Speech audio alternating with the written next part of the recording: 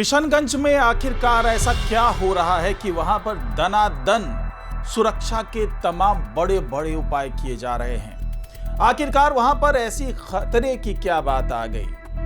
पहले वहां पर आर्मी कैंप बनाया जाता है, फिर वहां पर अब सीआईएसएफ का ट्रेनिंग कैंप बनाने की तैयारी है।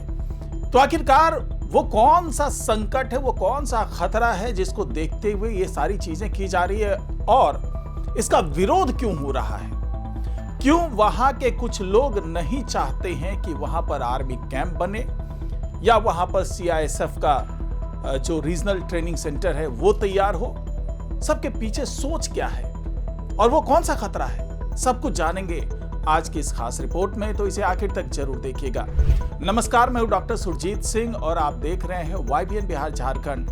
अगर आपने अभी तक इसे सब्सक्राइब नहीं किया, सब्सक्राइब कर लीजिए और अगर आपको ये वीडियो अच्छा लगे तो लाइक कीजिए, शेयर कीजिए और कमेंट जरूर कीजिए। तो किशनगंज में तैयारी बड़े पैमाने पर, सीमांचल का पूरा इलाका, 6-7 जिलों की अगर मैं बात कर लूं तो ये पूरा जो इलाका है वहां पर आखिरकार खतरे की कौन सी बू आ रही है, जिसके कारण न केवल बिहार सरकार बल्कि केंद्र सरकार भी पूरी तरीके से सजग है और सतर्क है।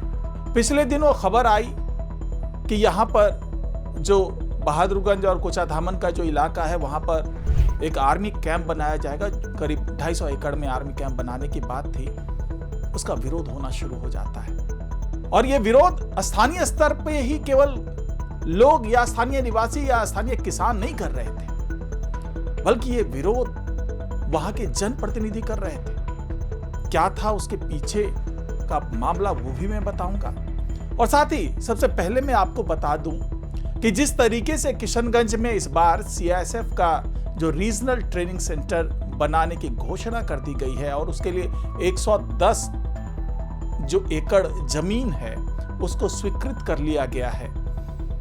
अब जिला अधिकारियों को कह दिया गया है कि आप इस पर काम कीजिए। डीएम साहब को कह दिया गया है कि आप जल्दी से जल्दी जो भी जमीन के कागज हैं जो ट्रांसफर करना है उस पर आप काम कीजिए और युद्ध स्तर पर काम कीजिए। इसमें लेट लतीफी नहीं चलेगी। और इसके लिए बाकायदा सम्राट चौधरी ने धन्यवाद दिया, पीएम मोदी को धन्यवाद दिया, गृह मंत्री अमित शाह को। लेकिन यहां पर एक सवाल उठा कि आखिरकार ऐसा क्यों? पहले आर्मी कैंप और उसके बाद अब सीआईएसएफ का ट्रेनिंग सेंटर, ऐसा हो क्यों रहा है? इसके पीछे की सोच क्या है?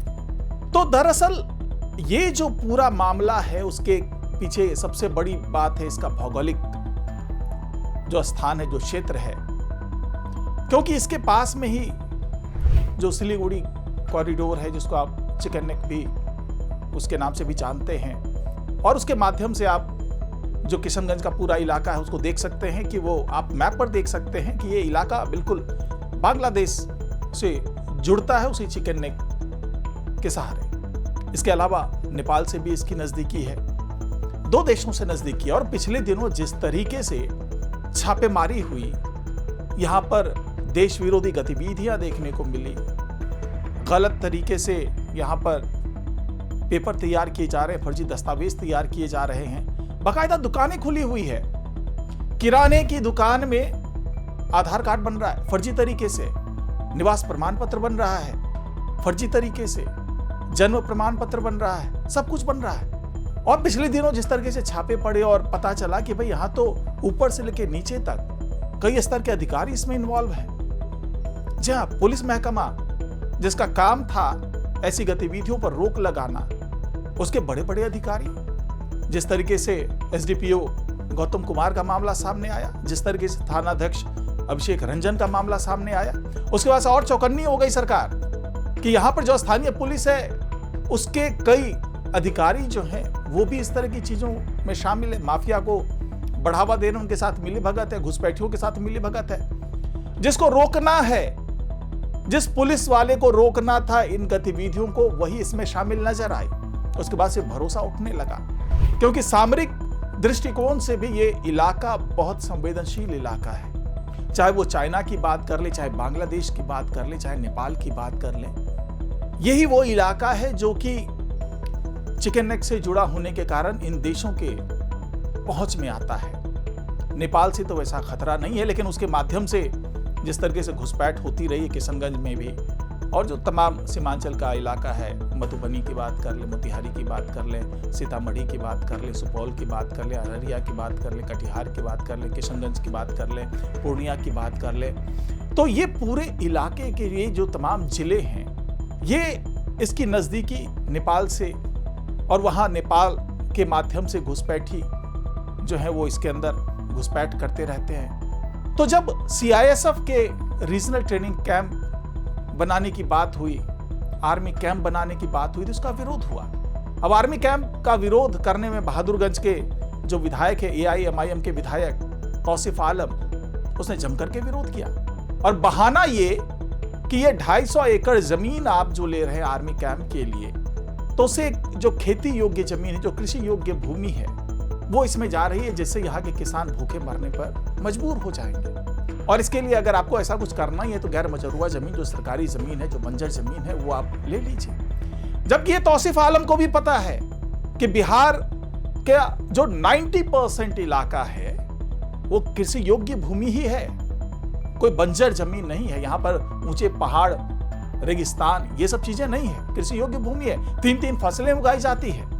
अब केवल एक बहाना कि यहां पर आर्मी कैंप नहीं बनने दूंगा, जबकि लगातार यहां पर घुसपैठ हो रहा है, मुस्लिम बाहुल्य इलाका है, और ये जो यहां की डेमोग्राफी है वो लगातार बदल रही है। धीरे धीरे यहां पर मुस्लिम समुदाय का जिस तरीके से बोलबाला हो रहा है, और ऐसा नहीं है कि केवल मुस्लिम समुदाय के कारण समस्या है, समस्या ये है कि ये मुस्लिम जो है वो किशनगंज के मूल बाशिंदे भी नहीं है, ज्यादातर घुसपैठ हो रहा है, बाहर से लोग आ रहे हैं और देश विरोधी गतिविधियां चला रहे हैं बड़े पैमाने पर, बड़ी साजिश के तहत। तो क्या यह माना जाए कि तौसीफ आलम जानबूझ करके इसका विरोध कर रहे हैं? और केवल ये मामला AIMIM का नहीं है, बल्कि यहां किशनगंज के जो सांसद हैं मोहम्मद जावेद, वो भी संसद में इस मुद्दे को उठाते हैं और विरोध करते हैं आर्मी जो कैंप लगना है यहां पर, जो तैयार होना है 250 एकड़ में। जबकि अगर किसी इलाके के डेवलपमेंट की बात करें तो इस तरह की चीजें जब आती है, चाहे वो आर्मी कैंप की बात कर लें, चाहे वो हम CISF के ट्रेनिंग सेंटर की बात कर लें, तो ये सब पूरे इलाके के विकास के लिए, रोजगार के लिए बहुत मददगार साबित होती है। जिन किसानों के भूखों मरने की बात की जा रही है, जो दावा किया जा रहा है, वही किसान इससे लाभान्वित होते नजर आएंगे। अगर उनसे जमीन ली जाएगी तो उसके लिए बकायदा 3 गुना 4 गुना मुआवजा दिया जाएगा। जो जमीन की कीमत होगी उससे बहुत ज्यादा किसान को पैसा मिलने वाला है, और साथ ही नौकरी के कई अवसर खुलेंगे। जब इस तरह के कैंप यहाँ पे लगेंगे, जो तैयार किए जाएंगे 250 एकड़ में, वो पूरा परिसर तैयार होगा, तो आसपास काफी हलचल होंगी, होटल्स खुलेंगे, किराने की दुकानें खुलेंगी, तमाम जो सुख सुविधाओं की दुकानें होती है जो कि उनको सर्विस दे सके, वो तमाम दुकानें खुलेंगी। साथ ही वहाँ पर लोकल स्तर पर कई रोजगार के अवसर पैदा होंगे, और ऐसा ही कुछ जो CISF ट्रेनिंग सेंटर बनाने की बात हो रही है, वहाँ भी यहाँ ऐसा ही कुछ होता हुआ नजर आएगा। यानी 110 एकड़ में ये पूरा काम चल रहा होगा, और जिन दिनों इसका जो इंफ्रास्ट्रक्चर तैयार हो रहा होगा, उन दिनों यहाँ के लोगों को खूब रोजगार मिलेगा। उसके बाद स्थानीय स्तर पर बहुत सी चीजें ऐसी होती हैं, जब इतना बड़ा सेटअप लगता है तो बहुत सी संभावनाएं बनती है, बहुत से रोजगार के अवसर पैदा होते हैं, बहुत से जो बिजनेस हैं वो यहाँ पर चलना शुरू हो जाते हैं। क्योंकि अगर हम CISF ट्रेनिंग सेंटर की बात करें तो वहाँ पर 1000 जवानों को ट्रेनिंग देने की व्यवस्था की जा रही है, और आर्मी कैंप में तो बड़े पैमाने पर हजारों की संख्या में लोग होंगे। तो वो जो उनके लिए जो सुख सुविधा चाहिए, उनके लिए जो कई जरूरी सामान चाहिए, उसको कहां से मुहैया कराया जाएगा? वो स्थानीय स्तर पर होगा। यानी कि इंफ्रास्ट्रक्चर भी डेवलप होगा, वहां पर पहुंचने के लिए सड़कें बनाई जाएंगी, सभी तरफ डेवलपमेंट किया जाएगा, किशनगंज के पूरे इलाके का डेवलपमेंट किया जाएगा।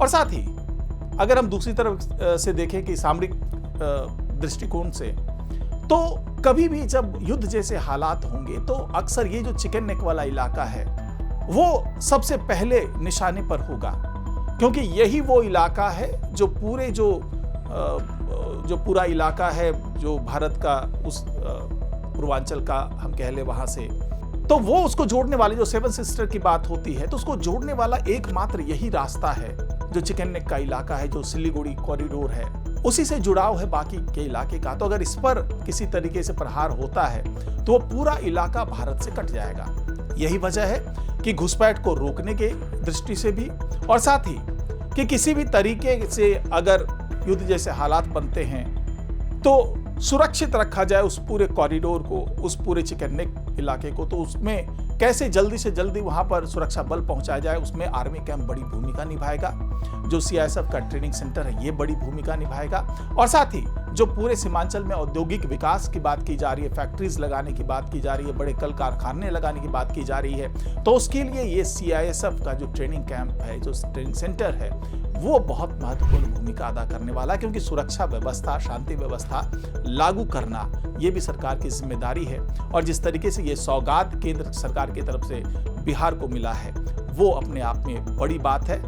हाँ, ये जरूर है कि कुछ विरोध भी होगा, लेकिन सम्राट चौधरी ने साफ साफ कह दिया है कि हम किसी विरोध को नहीं सहेंगे और हमें जो उचित लगेगा वो हम करेंगे। और साथ ही इसमें स्थानीय लोगों का भी ख्याल रखा जाएगा, उनके लिए रोजगार के अवसर पैदा हो, इंफ्रास्ट्रक्चर डेवलप हो, उसका भी पूरा ख्याल रखा जाएगा। लेकिन किसी भी तरह की राजनीति, किसी भी तरीके का विरोध, किसी तरीके का विरोध प्रदर्शन, धरना, इसको हम नहीं सहेंगे, बल्कि पूरी तेजी के साथ, पूरी मतलब युद्ध स्तर पर जो आदेश दिया सम्राट चौधरी ने कि युद्ध स्तर पर यहाँ पर काम होना चाहिए, भूमि अधिग्रहण तुरंत हो जाए, यहाँ पर इंफ्रास्ट्रक्चर जो है वो सारा डेवलप होने लगे और बहुत जल्दी यहाँ पर वो सारी सुविधाएं मुहैया करा दी जाए जो इस बड़े इंफ्रास्ट्रक्चर को डेवलप करने के लिए जरूरी हो। तो फिलहाल आज की रिपोर्ट में इतना ही। नमस्कार।